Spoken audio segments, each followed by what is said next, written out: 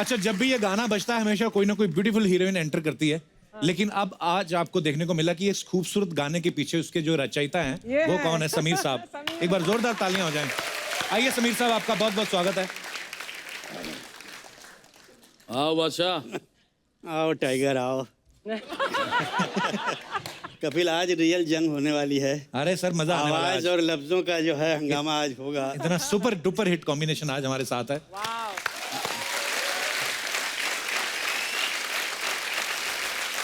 समीर साहब और शानुदा दोनों ही वर्ल्ड रिकॉर्ड होल्डर हैं, विनर हैं। तो कैसा लग रहा है आपको एक तीसरे वर्ल्ड रिकॉर्ड होल्डर के साथ?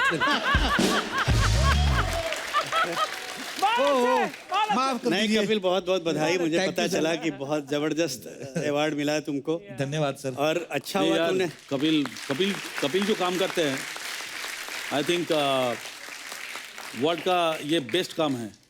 लोगों को हंसाना बहुत मुश्किल है। दादा शुक्र है आप नहीं इस इंडस्ट्री में आ गए, हाँ, नहीं तो आप अच्छा इधर भी किया। पेल देते 5000 शो। नहीं, छप तो तुम भी रहे हो, बात नहीं है। बात नहीं है। हाँ, खाली मैं अकेले छप थोड़ी रहा हूँ। मैं क्या बोल रहा हूँ कि लोगों को जो खुशियाँ आप बांटते हो, ये बहुत बड़ी बात है। क्योंकि हंसाना एक डॉक्टर जैसा काम करते हैं ना, डॉक्टर के दवाई की तरह काम करते हैं। जी दादा। अर्चना जी तो जिंदगी में अर्चना जी कभी तबीयत खराब होगा ही नहीं। Thank you. यही देखते आ रहा हूँ, नो चेंज। कमाल का है ये, बिकॉज ऑफ हंसी। हाँ दादा, कई बार तो इतना जोर से हंसती है ना, एक बार इनका गुर्दा बाहर आ गया था, हमने चम्मच से अंदर किया। आशिकी फिल्म आप सब जानते हैं, तो आशिकी फिल्म बनने से पहले ऐसे हमने सुना कि आशिकी का जो म्यूजिक था वो इतना हिट हो गया, हमें आज तक वो सारे गानों के लिरिक्स भी याद है, उनकी धुन याद है, हम लोग गुनगुनाते रहते हैं। लेकिन सुना है कि समीर साहब कि पहले ये फिल्म एक्चुअली थी ही नहीं, पहले सिर्फ म्यूजिक एल्बम ही था ये। हाँ कपिल, बड़े कमाल के किस्से मैं बताना चाहता हूँ। अच्छा जी। अनुराधा पौडवाल जी एक गाना गा रही थी, मेरी एक फिल्म आई थी बाप नंबरी बेटा 10 नंबरी। हाँ जी। तो उन्होंने कहा कि नदीम श्रवण से कि तुम लोग गुलशन जी से क्यों नहीं मिलते। खैर गुलशन जी से मुलाकात उन्होंने करवाई। अच्छा जी।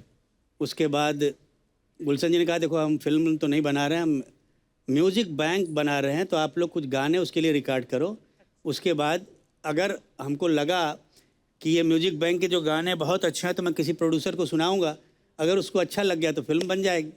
तो पहला गाना जो हमने रिकॉर्ड किया, जो टाइगर ने गाया, मैं दुनिया भुला दूंगा तेरी चाहत में, बड़ा ही कमाल। और उस एल्बम का नाम था चाहत।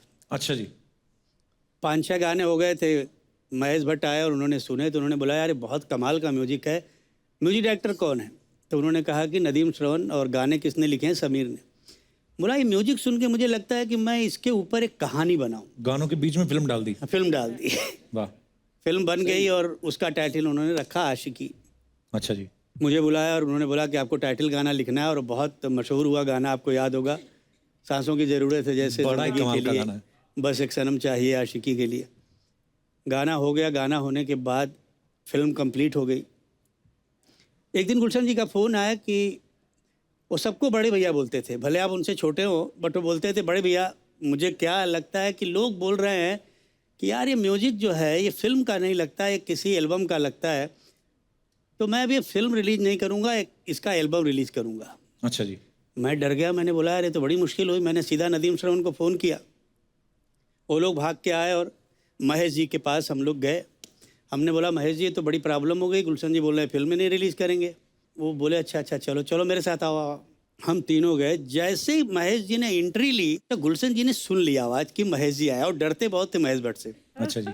हम अंदर गए तो उन्होंने बोला कि गुलशन जी मैंने सुना है कि आप आशिकी फिल्म रिलीज़ ही नहीं करोगे। बोले नहीं भैया, लोग बोल रहे हैं कि बड़ा प्रॉब्लम है, इसका म्यूजिक तो अच्छा है मगर एल्बम का म्यूजिक लगता है, फिल्म का नहीं। अच्छा जी।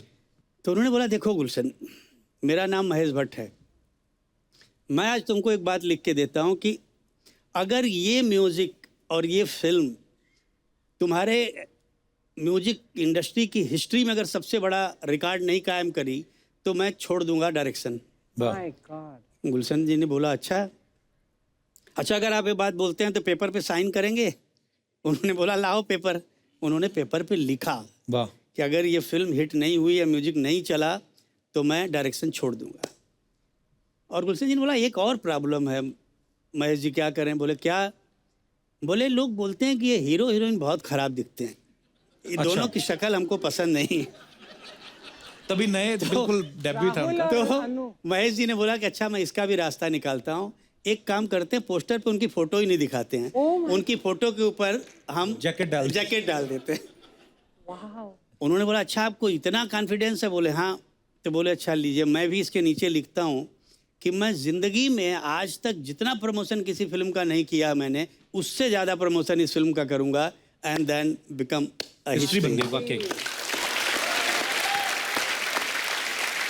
एक हमने और सुना है कि आपके घर में कोई शीतला पांडे नाम का आदमी रहता था। ये उनके बारे में कुछ बताएंगे? तुम पूरा रिसर्च करके आए हो। एक्चुअली समीर साहब का पहले नाम सुना कि शीतला पांडे था, मैंने सुना तो मुझे लगा यार शीतला पांडे मतलब ये कोई एस्ट्रोलॉजर है। आपका नाम शीतला पांडे था? अच्छा तुम्हारा भी कोई टाइगर? दादा हमने सुना है आपके घर में भी केदारनाथ भट्टाचार्य रहते थे। शीतला पांडे जी और केदारनाथ भट्टाचार्य बड़े सारे राज खुलने वाले हैं। और बड़ी कमाल की कहानी है, जैसा तुमने कहा कि करेक्ट मेरा जो ओरिजिनल नाम था वो शीतला पांडे। क्यों नाम रखा गया, हमारे यहाँ गांव में अजीब किस्सा हुआ करता था। अगर जिस दिन आप पैदा हुए जी उस दिन अगर कुछ हादसा हो गया तो आपका वो नाम रख दिया जाता था। जैसे हमारे यहाँ एक आदमी पैदा हुआ तो उस दिन झगड़ा बहुत हो गया गांव में। अच्छा जी। तो उसका नाम झगड़ू रख दिया।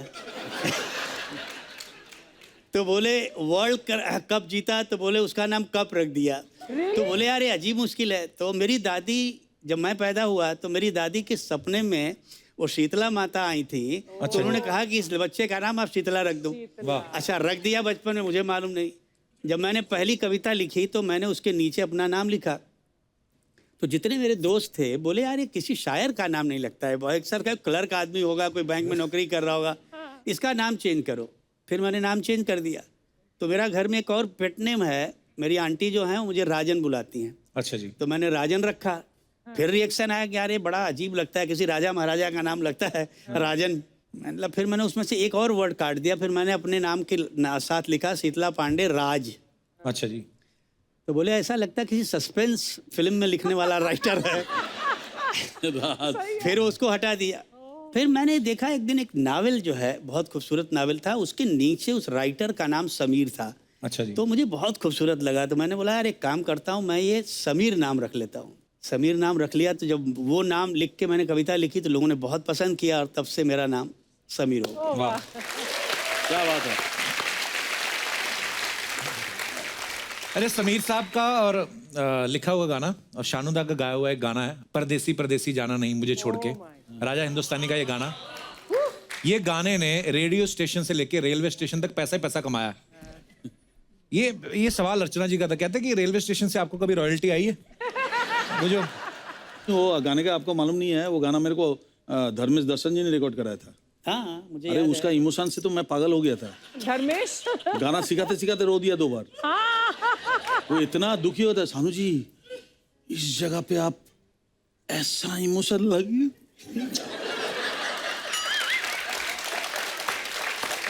दादा दादा दादा दादा हाँ नहीं मतलब भयंकर इमोशनल सीन है। मैं सैड वाला गाया था ना। हाँ तो उनका कम से कम 7-8 बार रोता हुआ देखा मुंह।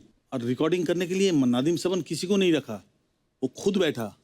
मैं बोला आज तो मेरा हुआ बेरागढ़ गो गया, आज तो मेरा पता नहीं क्या होगा। तो मेरे को आके जो सीन था ना समझाने का जी, कि ये सीन में तुम जाना नहीं, परदेसी जाना नहीं, वो चले जा रहे हैं और ये वो बोल के ना करके फिर आंख से आंसू। हम बोला दादा रोकिए, आपको रोकिए। ट्रिमेंडस तो कुमार जितना हो सके इसमें डाल। हम बोला ठीक है मैं डालूंगा। बस डाला। बहुत इमोशनल आदमी है। और क्या कमाल की फिल्म थी राजा, बहुत ज्यादा इमोशनल था और कमाल के गाने। अरे समीर साहब ऐसे सुना है जब आप बनारस हिंदू यूनिवर्सिटी में पढ़ते थे तो आपका किस्सा किसी ने सुनाया था हमें बड़ा मजेदार, कि बोलते कि आपको जबरदस्ती स्टेज पे चढ़ा दिया था किसी ने जब आप स्टडी कर रहे थे। तो वो क्या किस्सा था समीर साहब? स्टेज पे आके बोलना और लोगों को हंसाना बहुत मुश्किल काम है। मैं शुरू में लिख रहा था और लिखना शुरू ही किया था जी। तो दोस्तों ने कहा कि आज हमारे कॉलेज में एक मुशायरा है। अभी मैं उसी कॉलेज से था, तुमको मुशायरे में आना पड़ेगा। अच्छा जी। मैं गया और मेरा नाम वहाँ डाल दिया गया। मेरे पहले 3 शायर मेरी उम्र के नौजवान शायर आए और उनकी जो दुर्दशा हुई है, केवल जूते चप्पल नहीं फेंके गए, बाकी सब कुछ हुआ। बाप रे, गालियां क्या क्या लोगों ने, भगाओ भगाओ, यंगस्टर्स के सामने कुछ बड़ा बोलना। मुश्किल होता है। मेरा नाम अनाउंस हुआ कि अब आपके सामने हमारे ही कॉलेज के शायर समीर साहब आएंगे, और मैं ऑडियंस में बैठा हूँ जैसे ये लोग बैठे हुए हैं, अच्छा जी, और मैं जा नहीं रहा हूँ। 3-4 लड़कों ने, दोस्तों ने मुझे उठाया, ले जाके स्टेज पे डाल दिया। अच्छा जी, अब मैंने कहा ये तो मैं फंस गया, अब करूँ क्या। लकली सब यंग क्राउड था, नए बच्चे थे, तो मैंने बोला अब इनके पसंद का कुछ सुनाऊं तो मज़ा यहाँ आए। तो मैंने 2 पंक्तियाँ सुनाई कि लड़के लड़कियों से पूछते हैं कि क्यों लड़कियाँ राज हमसे छुपाती हैं, वाह, क्यों लड़कियाँ राज हमसे छुपाती हैं, उम्र हो 26 की तो 16 बताती हैं। वाह, अब ये बोलना था कि सब लड़कियां एक कॉर्नर से खड़ी हो गई, बोले ए हमारी लाइन सुना, नहीं तो स्टेज से उतरने नहीं दूंगी। अच्छा। अरे मैंने बोला ये मैं क्या करूं, ये तो पहली लाइन तो लिखी हुई थी, सुना दी, अब क्या करूं। तो मैंने वहीं लिख के तुरंत सुनाया कि लड़कियां पूछती हैं कि क्यों लड़के भी राज हमसे छुपाते हैं, क्यों लड़के भी राज हमसे छुपाते हैं, शादीशुदा हों तो कंवारे बताते हैं।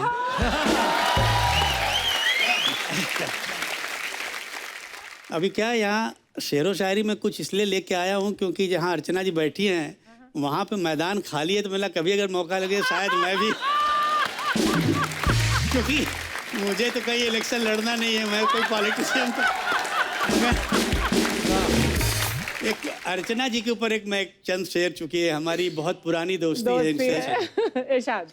वो कौन है जो तेरे हुस्न पे फिदा नहीं, वाह, हाय हाय, वो कौन है जो तेरे हुस्न पे फिदा नहीं, वाह, मैं बोलता हूँ और कोई बोलता नहीं। क्या बात है, क्या बात है, वाह। शुक्रिया शुक्रिया शुक्रिया शुक्रिया। Thank you Sameer, thank you so much. क्या है कपिल, बात वही होती है कि जब आप दिल से कहो और दिल पे जाके असर करे। क्या बात है।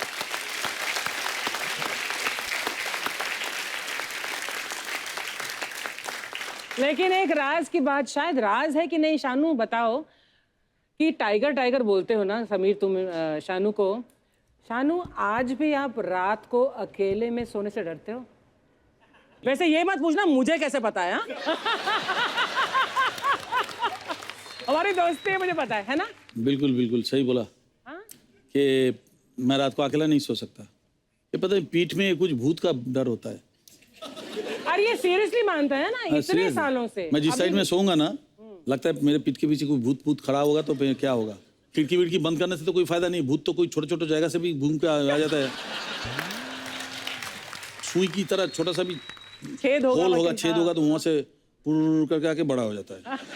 तो अभी उसको तो तुम रोक नहीं सकते। हाँ, तो मैं क्या करता हूँ कि कहीं भी जाता हूँ, या तो मेरे साथ कुट्टी सोता है, अच्छा, जो कीबोर्ड पे है। हाँ, ऑल ओवर अमेरिका या कहीं भी टूर कर रहा हूँ, ये सोता है, या तो मेरे साथ कोई भी जाता है, एक को पकड़ के मेरे साथ सुलाता हूँ। मुझे लगा इतने सालों बाद अब तो गया नहीं। नहीं गया। ये है टाइगर।